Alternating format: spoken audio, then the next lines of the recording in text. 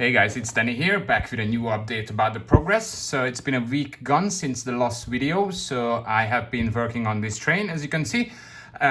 This is from Nuremberg. It's a Dampflokomotive BR86. It is a really good kit. Unfortunately, I couldn't find any part count, so I can't tell you how many pieces inside the box. However, it was quite straightforward. It took me about 4.5 days to assemble the whole kit and about another 2.5 days to paint it, so it got done in a week. I really enjoyed it. It is a really nice kit, and be honest with you, it is huge. I haven't thought that it's gonna be as big as it is, but I really enjoyed putting it together. So it was all going well. There's only 3 little mistakes I found inside the instructions. One of them, it was one of the pieces has been mislabeled. So example, the instructions say it's E26, but it was C26. So, but it's a slight little mistake. It's not really a big deal. I'm sure you can find the right piece for it. The second one, the instruction shows that these little stairs should be on the back, but then it's in the front. So that's a mistake. So once you build it, what I did is, unfortunately, I did glue the stairs in the back, and then after I realized, oh, it should be in the front, so I had to break it off and then put it on the front. So that's the second mistake I find. And the third one is actually those bigger windows, these two, and there's another one on the back, and obviously on the other side, the windows are bigger than the hole which been made for it, so none of the windows actually fit, so you have to sand the windows down a little bit. But like I said, this is 3 little small mistakes that I find with a kit. Other than that, it fits well. There's no gaps or anything, so it is really good. It's really enjoyable, and like I said, it's a massive kit.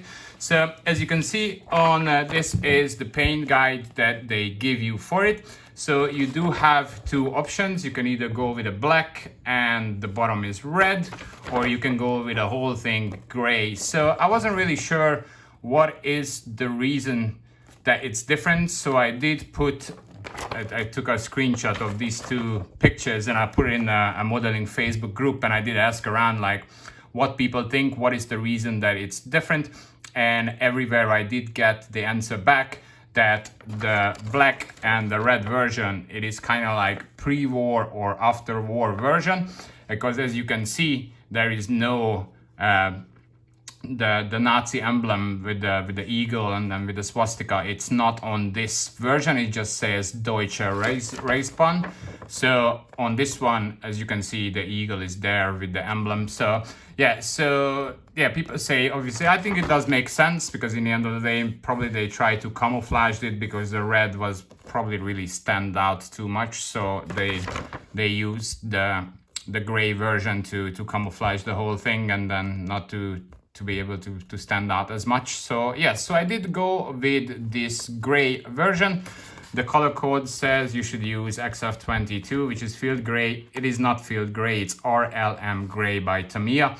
So the name is wrong again, not matching the color code, but yeah, it is fine. I did like the XF22. I built the diesel locomotive previously and I used the same colors, so I did go with that one as well. It's not really like this dark gray, it's more of like a lighter gray, but yeah, I really like it, so I went with that color. So the 2 difference between these ones, obviously the color is one of them. The second one is, as you can see, the red, this would be the red and the black version. Here on the front there is a crossbar coming across, so that is one of the difference. And the second one is, as you can see, next to the lamp, there is like a single pole. And on the other version, the black version, you don't have the crossbar there, and you don't have that little like handle there. And above the lamp, you get like a half circle kind of thing. So this is the only difference between. So if you want to go with the gray version, then you gotta follow mode 2 for the build. So, but yeah, this is the only difference, so not much, to be honest, and obviously the color. So yeah, so this is about the kit. Like I said, it was really good, and then let me just show you guys how it looks. So here we go. This is the assembled version with the Tamiya XF22. Like I said, I do like the color. And I mentioned to you guys and I showed you that I have used a different decals for it, just because it does gives you a little bit of a extra. So what I did, I just painted the whole model to black. I did some white highlights, as you can see, to give a little bit of a color variation. I'm not sure you can see it properly on this this light here, but yeah, in real true light, it does looks more different. However, you can see a little bit of a color variation here. So yeah, so painted the whole thing black and then some white highlights to it, and then just basically mist it over with the XF22. I used 8K brown blue wash, which is specifically for like gray vehicles. And yeah, so that was it. And I did a little bit of a dust coat on it, just around the wheels and everything, just to give a little bit of a dust effect. And as you can see, I did use all those extra decals that I purchased for it. Obviously, I tried to make the decals like blend in and fade it away a little bit, so it's being used. It's not brand new. It's not really stand out as much. And also put some coals on the back as well. So yeah, so this is how it looks. Like I said, it was a 7-day from start to finish. I just finished it this morning.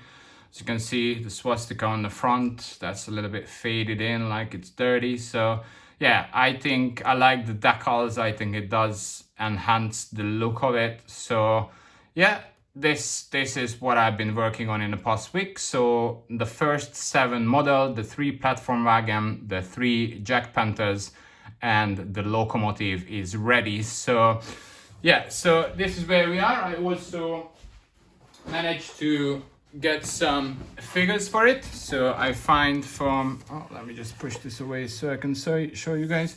So I find these figures from Mini-Art. So it's German railroad stuff from the 1930s to 40s. Well, you know, this guy would be inside, but it wouldn't really be visible. So probably I'm gonna use it somewhere outside. So yeah, so probably these 3 figures can be used. This one is probably on the train station or something, but not in the factory, so I don't think I'm gonna need that one. But these 3 figures can be used for the train or for the locomotive. So yeah, so these are the figures that I get for it, and that's what I'm gonna use. So yeah, so this is it, and then on to the next phase of the build. Be honest with you, I haven't really decided what I'm gonna start yet. Probably maybe I'm gonna continue building some Panthers. However, yesterday I did go down to the wood shop, the local wood shop in the B&Q, and I get the base for the diorama. So let me just show you guys. So here it is. This is how big it's gonna be. So as you can see, the size is 160 centimeters tall and it's 90 centimeters wide. So obviously I got some smaller planks for the sides, the shorter side and the longer side. And I also went to IKEA, get some legs for them as well. So this one leg cost about £2.50, so it's not really expensive. And then you can basically just screw it on the bottom of your diorama. So it's not gonna be on the floor, it's gonna be standing nicely. So yeah, so the wood is here. I can now I finally have the size, so I know how big it's gonna be. So I'm gonna start to work on that one in the next week, so we can start to put things on top. I also get the laser cut kit out. So this is, I checked every piece is there, what's coming where. So yeah, it is really nice. It's really detailed. So I'm really excited about it. As you can see, it's nicely engraved or photo etched with the laser cutter. So yeah, the pieces are here, all the 7 kits. So it will be a lot to do once it's to assemble it. So the only thing which is kind of annoying a little bit is that it is a nice detail on one side. However, there is nothing on the other side, so it is absolutely blank. So once you, as you can imagine, you assemble the building, so obviously this will be the inside of the factory, but there will be nothing outside. So I have to come up with some ideas to what I'm gonna do with the other side. So I was thinking of to maybe do, I can redraw this maybe in Corel Draw or something, but I don't have a laser cutter at home. And unfortunately, every company I've been in locally and asked them about how much would be to, to engrave all this on the other side as well, so they don't have to, you don't need another piece of wood. You can just bring this down and then they can do the same pattern on the other side. If you draw it, they wouldn't draw it for you.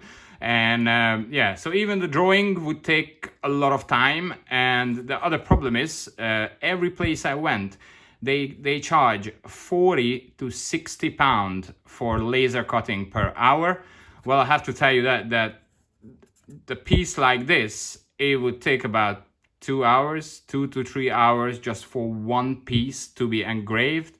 So the whole kit, like one set, it would cost about, I would say maybe like 40 pound or 50 pound or something. So just to engrave one piece like this, I would pay about 120 pound for it, which is like ridiculous. So it is just not really worth it to do it. So I have to come up with some different solution. How can I get some brick on the other side as well? So yeah, this is the only downside of it, but I'm sure I'm gonna come up with some ideas. So yeah, so all the kit is here. It's ready to be put on the big plank, as you can see. So yeah, I just have to get it going and then assemble it. So the other thing that I found is, let me just put this down and I can move the train away so I can show you guys some other things. So the factory floor, so this is the piece that they give you for the factory. So as you can see, it's nice. My only problem is there is this train track here in the middle, which is, I don't really need a train inside the factory. So I have to kind of get rid of this train at some point somehow. And again, another thing, because it's just laser cut, there's no rails are coming out from here. So it's like it's a 2D, it's not 3D, isn't it? So it is not really realistic just to have this in here, unless they have something just like maybe a crane they were pushing up and down, but it's more of like a rail track, it seems like it. So yeah, I don't really need this one, so I gotta come up with a solution. However, what I figured out, so I have all the pieces in here, as you can see. So I got 5 of these, and they just like click together. So they have these little things, and then you can just like put them together like this, and this is how it's gonna come up. So I got 5 times. One of them is 20 centimeters wide and 40 centimeters long. So if you put 5 together, that will be 1 meter, which will be the full size of the factory. So yeah, so what I was thinking is, and I think the solution that I'm gonna use, because I really don't want this here, I don't want this train track. So I looked through, and I don't know if you guys are familiar with the company called Uschci van der Rosten. So this is, if I'm right, is from the Netherlands or Belgium or one or another. So I don't know. You guys can find their website. They make really nice printouts.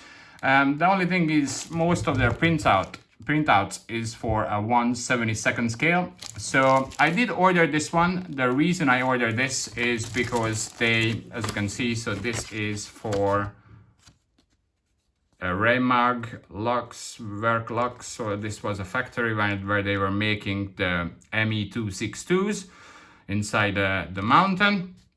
So it is really cool. So this is what you can create out of it. So this company is just selling the printouts and also selling like the laser cut wood for it. So you can glue your printouts onto the laser cut, and then you can create this diorama, or you can just buy the printouts and then you can create your own wood. Like, I mean, it's really not hard to just buy a 3mm MDF from your local wood store and just cut out the pieces, and you would come up way cheaper than actually ordering the whole kit. Well, you would need to put the time and effort in it to cut the pieces out and measure it and so on and so on. But yeah, if you want, you can order the full kit. But again, most of the things that they make, it's for 1/72 scale. So obviously I'm building in 1/35 scale. So what it's very simple. So basically they do give you, let me just show you, let me just get this out of here, just bear in a second, guys. Yeah, so they do give you these nice little printouts, but like I said, it's 1/72 scale. However, it's very easy to basically scale it up. So you just measure the A4 paper. So you just measure one side, and then you you times it by 72 because it's 1/72, and then you divide it by 35, and whatever the number is gonna comes up, that's gonna be the 1/35 scale. So if you just scan these papers in, basically into your computer, and then you go to your local print shop, and then you can just give them the measurement, then they can rescale this paper to 1/35 scale, which you will be able to use later on. So yeah, so this is the 4 sheet that they give for this M.A.N factory. So as you can see, all kind of crates, like air ventilation system, concrete walls, and yeah, so this is the 2 reasons I bought it. The one of them is for the doors. I really like the doors. I think they're really cool. So as you can see, my factories comes with a door as well. Well, the printout is way too small, so I do have to like rescale it to get the right size, and then I can use these doors. They already have signs on it and everything, so it is really cool. It's a little bit of a cheating, but it does make things a bit easier. And also, like I said, the detail of these Ushchi products are really nice. Also, another one, these big doors. So I have the NX building that I showed you guys previously. So the NX building's got 6 doors. So as you can see, 1, 2, 3, 4, 5, 6, and there's 1, 2, 3, 4, 5, 6. So it's perfectly matched, the whole thing. So again, it needs to be rescaled as well, because as you can see, it's the printouts are way too small. However, I mean, the design, it's just beautiful on it. It would be really difficult to create something like this, by your hand. So yeah, again, easy way out. So yeah, so this is the reason why I bought these printouts, because I can really use the doors. And well, the concrete walls, I can't really use it because, again, my factory is brick inside, but maybe later on I'm gonna build an ME262 factory as well, because these printouts can be used. And yeah, so this is a factory floor. So as you can see on the M.A.N factory, they also had the rails in the middle.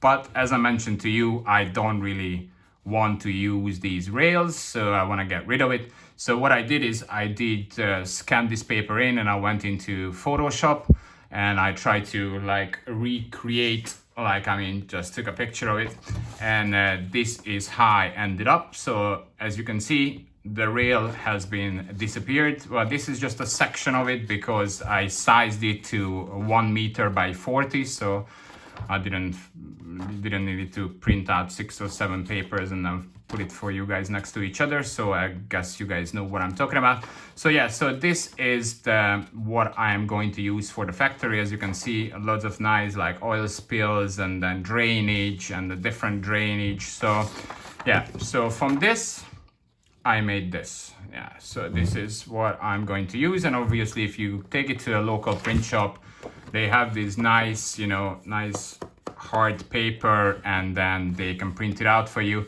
And as you can see, it is very shiny, so it will be shiny, but once you go through it with a matte varnish, then all the shine will be disappeared. And obviously, there will be lots of things will be put on top, like shelves and tanks and figures and machines and everything. So there's not much will be visible, but again, it does gives you a little really nice looking dirty factory floor with all kind of oil spills and everything. So yeah, the color variation and everything is really nice. So this is what I'm gonna use. So I'm gonna go to the local print shop. I have the one that I created, as you can see it here, and I'm gonna get it printed out in a 1 meter by 40, and then I'm just gonna glue it on the top here so I can get rid of these rails, because I don't really need them. Because imagine if I would put the machines here, or if I would put the machines here, then I would have the tanks here, you know? So it doesn't really make sense for me to be there.